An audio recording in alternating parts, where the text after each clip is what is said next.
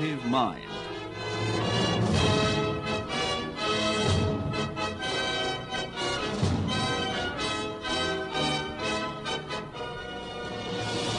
The Lowell Institute Cooperative Broadcasting Council presents Frank Lloyd Wright, the architect as creator. Essay number 2 in the National Association of Educational Broadcasters series, The Creative Mind, produced by WGBH-FM in Boston under a grant from the Educational Television and Radio Center. These conversations explore the creative process as it pertains to the American artist and scientist in the 20th century. And here is our host and commentator for The Creative Mind, Lyman Bryson. We're going to continue our series of conversations with a talk I recently had with Mr. Frank Lloyd Wright, the architect. Mr. Wright's a very striking type of the creative mind. He's had a long life, and he has succeeded in startling and bewildering and conquering the taste not only of Americans, but of a very large part of the world, in Europe and Asia, too. He's spread his ideas of design all over, everywhere. He doesn't mind being paradoxical. In fact, he rather likes throwing things into other people's glass houses. In his conversation with me, he announced a number of themes which I think we'll find running through all of these talks. He has strong ideas about education, for example. He thinks we're making a rather bad mess of it in our bringing up of the young. He thinks that we tend to suppress the creative powers that they have. We tend not to develop them along natural lines. Natural's a great word with Mr. Wright. He thinks that all great ideas come out of nature, that all great artists depend upon nature, that his own creativity came out of his close contact with nature in his youth, and the fact that he was allowed to have that. One of the things he objects to most about the way we plan our cities and our houses is that we cut off our people from that contact with nature, which would encourage and develop in us the powers that he thinks are so valuable. He touches also on another theme which a great many of our creative thinkers are interested in, the relation between restraint and freedom. That is, the necessity to be faithful to experience, to be truthful in what one reports and works with, but at the same time to give scope to the imagination. In fact, we began talking about the term, the creative mind. I asked Mr. Wright if there was such a thing as a general creative mind, or that it would be closer to the truth to say that creativeness shows itself in special ways and special forms of creative activity. Is there such a thing as a general creative mind? Well, I think the word is very carelessly used as a rule, and I don't think people who use it know exactly what they mean. What do you mean by creativity, Doctor? I think I'm reflecting an assignment rather than anything else, Mr. Wright. What I mean by it when I use it is a capacity to use the techniques of the past without being bound to the ideas of the past. Well, that would be one feature of it, I dare say. I think if you were truly creative, you would be in league with what we call nature, and I think you would interpret nature very differently from the usual interpretation. I'm inclined to put a capital N on the word nature, because I'm sure that no human mind is really capable of creating anything except as it is somehow related to the nature of the thing done and the way it's done, why it's done, and all of the other features of doing. You don't mean by that, Mr. Wright, that the creative mind simply reproduces a natural object or a natural scene? That would be impossible. It can't be done except on a very low level of intelligence. No, I mean seeing into the thing rather than looking at it and coming out with something of its characteristic nature, using the word nature again, in a broad sense, as the intrinsic character of whatever it is. And it's a kind of capacity to express an insight into That's nature. it. I believe that what we would call a creative individual will be a man who could see inside and come out with something fresh, something vital to whatever it happened to be he was doing. You think this is a widespread capacity, Mr. Wright? I think it ought to be, but I'm afraid it isn't because of education. That is, the capacity is there, but we kill it? The capacity is there, but we don't intend to kill it. We think we're going to develop it when we merely condition it and do not enlighten it. I imagine that enlightenment is not so simple, not easy, because it's a quality of freedom that's needed, and that freedom is lacking. But just any freedom wouldn't do it. Just complete lack of restraint or training. Well, a complete lack of restraint. I don't think restraint is an element in it at all. When I say freedom, I mean an opening of the doors and the windows and the fresh air of nature, again using the word, comes in, or he goes out or she goes out to it. Do you mind if I ask you a personal question at this point? I'd like to know very much, Mr. Wright, if you can remember in your own youth what happened or what series of happenings occurred which somehow enabled you to discover in yourself the capacity to create things in an artistic sense. I don't think you put it quite correctly, because I didn't discover it in myself. Did somebody discover it in you? It has been developing to the point where I've been accused of it, but personally it has not been a conscious search on my part until very recently, when I became more self-conscious perhaps than I ought to be. But it was quite natural to me because of my early training, because I chose my ancestors with the greatest care. My father was a preacher, my mother was a teacher. Father loved music and didn't love preaching. And mother loved teaching, and always, even in her elder years, would bring in some backward children and have pleasure in trying to do something for them. So she put me down to the kindergarten table when I was 7. That was Froebel Kindergarten. I don't know if you're familiar with F-R-O-E-B-E-L, Froebel. Yes. Yes, after all, I'm a professional pedagogue. He was a wonderful philosopher. And of course, this thing you talk of as creative cannot occur without some philosophy. No artist, I think, ever lived who didn't have his philosophy.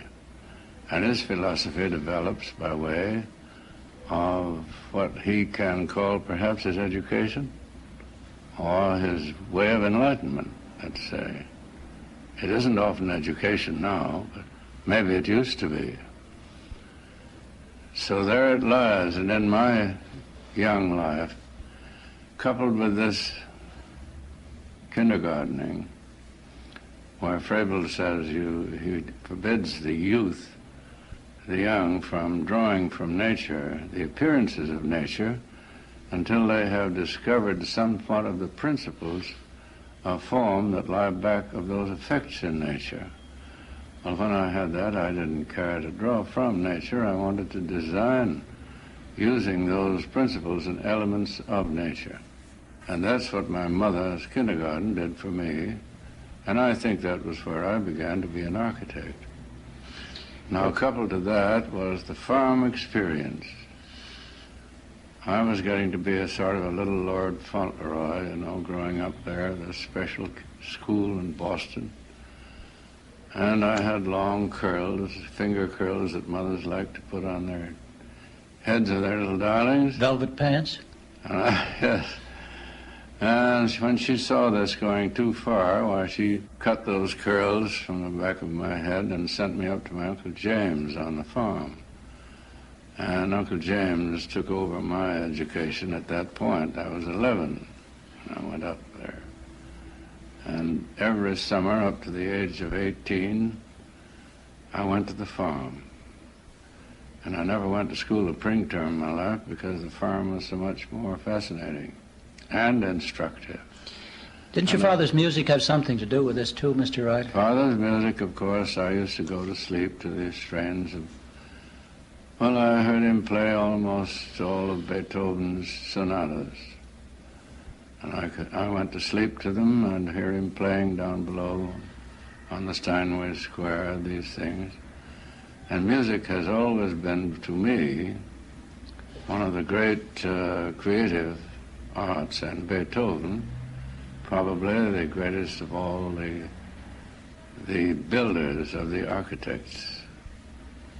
Father taught me to listen to a symphony as an edifice, as I would see an edifice of sound. And that was very valuable too, coupled with the kindergarten. So music became architecture. Everything in nature was architecture. And then I got to the farm, I found out who and how I was, where nearly everything around me was concerned, which was very useful too.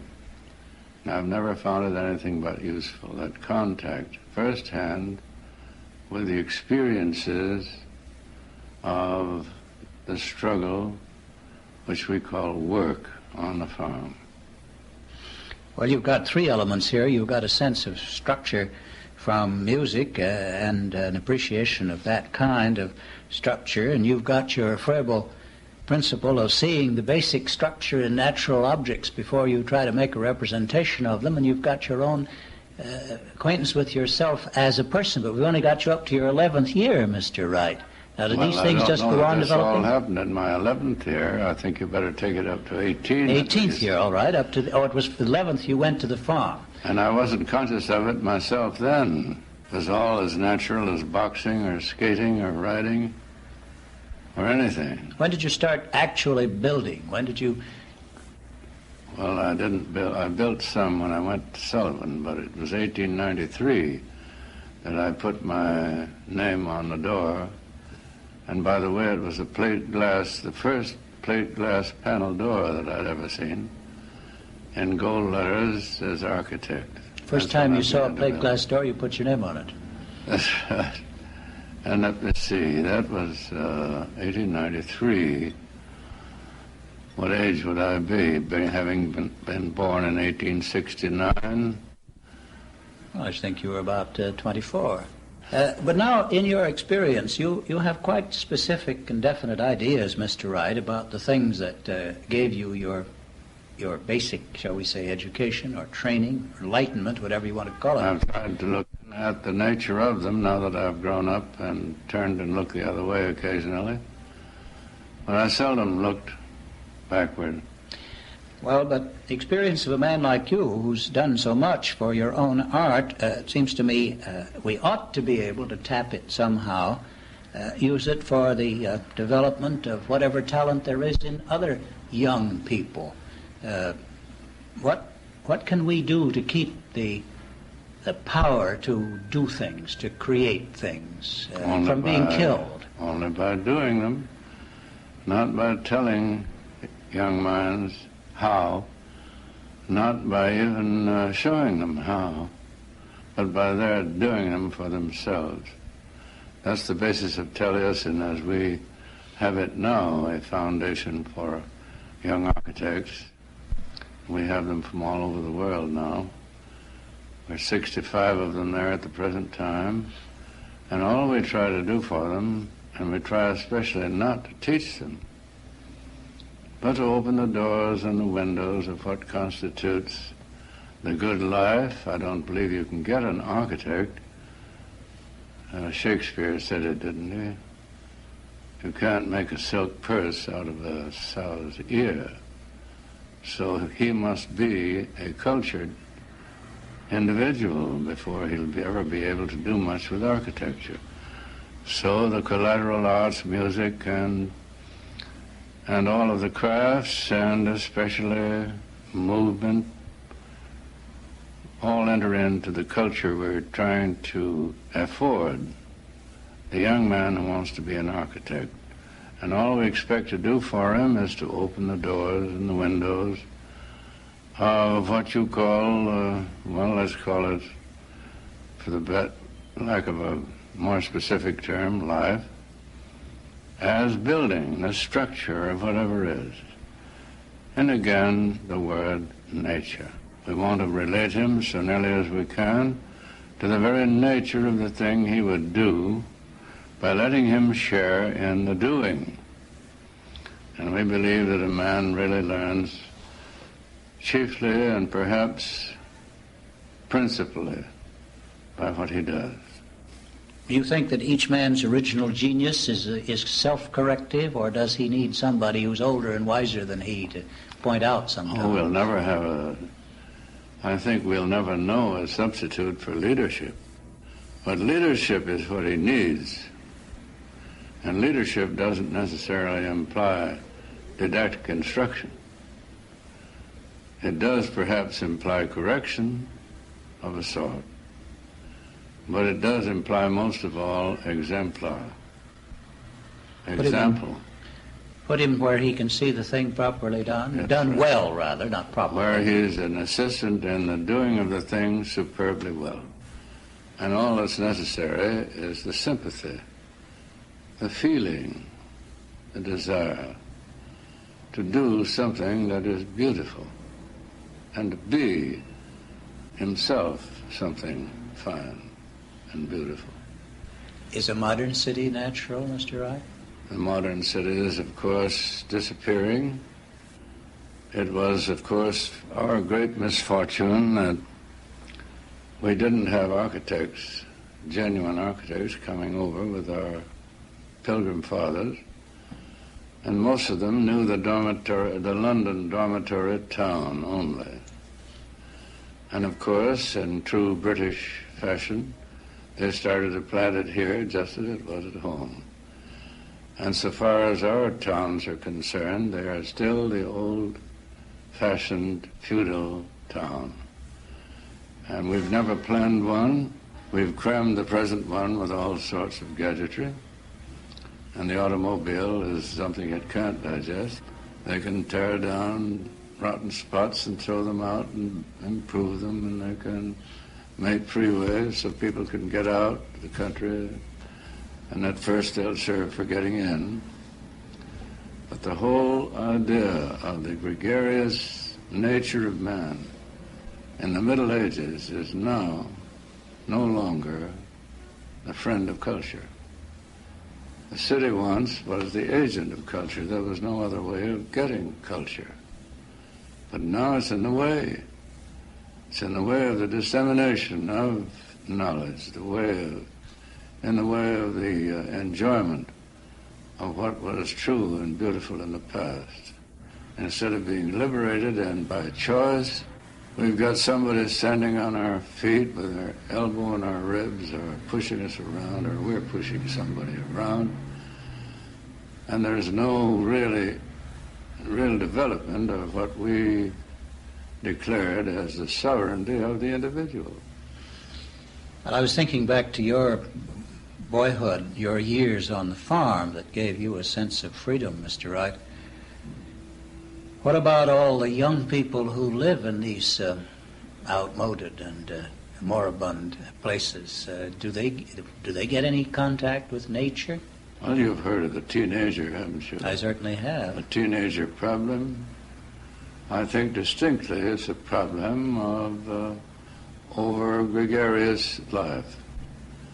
Life not with the green acres, not life where the wind blows and where a man is free to indulge his instincts according to his better nature, but where everything in him is likely to be developed by, what do you call it, suppression, oppression, all these pressures that are exerted upon youth in the name of education, in the name of parental authority, in the name of anything you like to name. But freedom is not there, and he doesn't know freedom, and if he did, we wouldn't have the teenager problem. Where's the architect come in on this, Mr. Wright? What could a better race of architects do for us to conquer this? It's because we believe that the architect is primary, is the real cornerstone of any culture, of any society, at any time, anywhere in the world, that we need him now more than we ever needed him, because we haven't had him. We've not had the enlightened architect. The architects we've had were educated in the Beaux-Arts along the old system. Architecture has meant certain fashionable things that have been admired during the centuries. Architecture lost its roots 500 years ago. And it's very well told by Victor Hugo in his story of Notre Dame, where he tells about the great cathedral and tells what happened to destroy it. And what happened to destroy the cathedral was a new tool coming into our hands, which we've never yet learned how to use, and that's the machine. All we've done with machinery is to desecrate our naturehood rather than to develop it, which the machine should enable us to do. And there, I think, today is the basic problem of the architect, and the architect is the basic servant of society. But where are our architects? They've, most of them, gone into business now, big business. We haven't had the training ground for them. Where would they go to learn these things we're talking about? They go to a department in some university, which is merely a department, whereas it should be a basic university in itself. It should be fundamental, elemental to what we call enlightenment, and it doesn't exist. It's merely on one side as an adjunct, possibly, but only superficially, and therefore we are high and dry, practically, so far as this need for the new things and the new life and the new forms that should go with all this scientific endowment. Science has really overdeveloped us. We're scientific beyond any capacity to use it. Some people want us to be still more so. Yes, and of course it's idiotic. To me, it seems fantastic. But there are people, Mr. Wright, who seem to believe that you can't make an industrial society beautiful. If you're going to have the advantage of industry, you've got to have a certain amount of ugliness. That's not only treachery to the Declaration of Independence and the sovereignty of the individual, but to the nature of the human being. I think it was the nature of the human being to love and desire beauty and to do its best to live in it.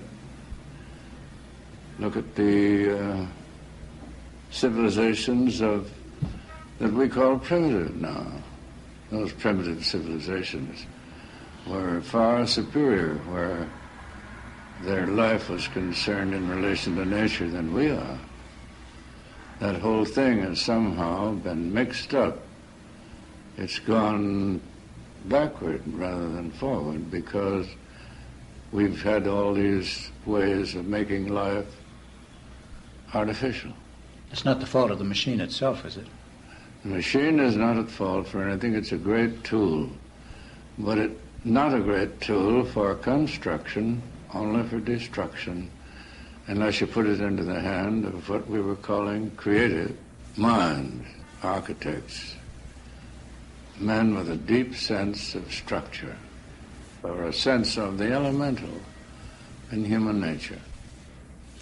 What is it in us, Mr. Wright, that makes so many of us respond to the tremendous, to the tall, to the monumental, the impressive in modern architecture? If it's wrong, I suspect that it is. I'm sure you think so. The thing in itself is not wrong, but all those buildings were dedicated to the inferiority complex.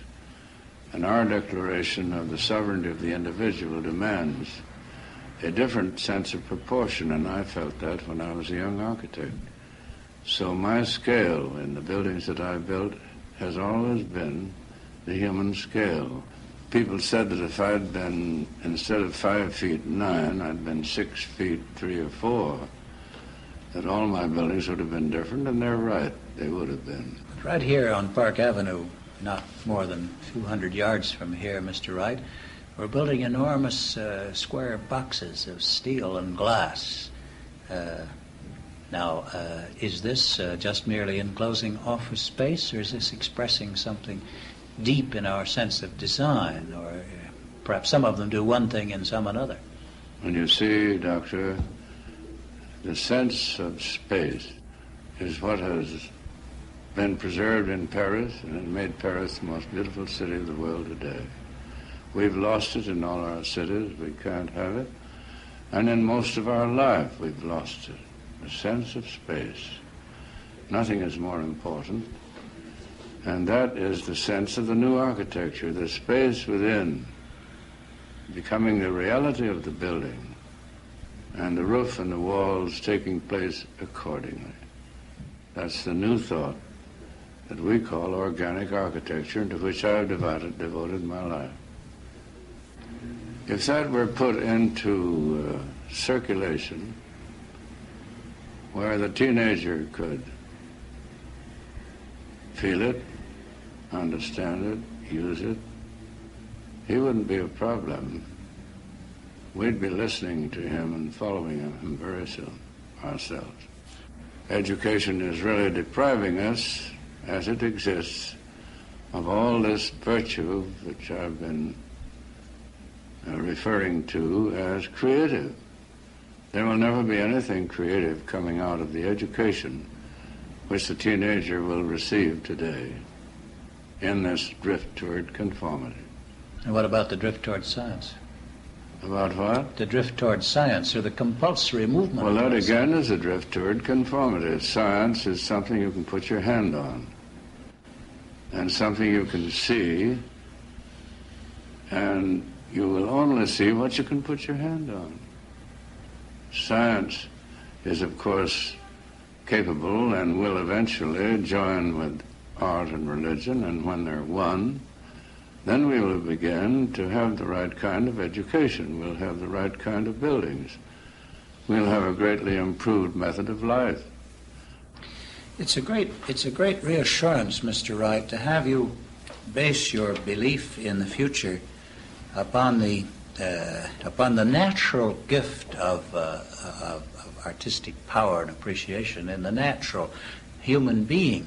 But broaden the word nature, deepen it, and you're all right. I agree with you. Well, then you're setting out a future for the architect, as you describe it, which is as wide as culture and nature itself. Is there a future like that for the architect? The architect is the natural interpreter in terms of structure of whatever is for his people. But he can help make it too, can't he, as well as interpret it? Well, if he will make it, he will help make it. But the interpretation is in itself creative, because the principles which he would work with and the results that would come from what he did, if he were true to what he knew, would be completely what we would call creative. Frank Lloyd Wright, the architect as creator. Conversation number 2 in a series exploring the creative process as it pertains to the American artist and scientist in the 20th century. Host for The Creative Mind, Lyman Bryson. Producer for the series, Jack D. Summerfield, with William Cavness and Nadja Eisenberg as production associates. Next week, Agnes de Mille, the choreographer as creator. The Creative Mind is produced and recorded by WGBH-FM in Boston for the National Association of Educational Broadcasters under a grant from the Educational Television and Radio Center. This program was distributed by the National Educational Radio Network.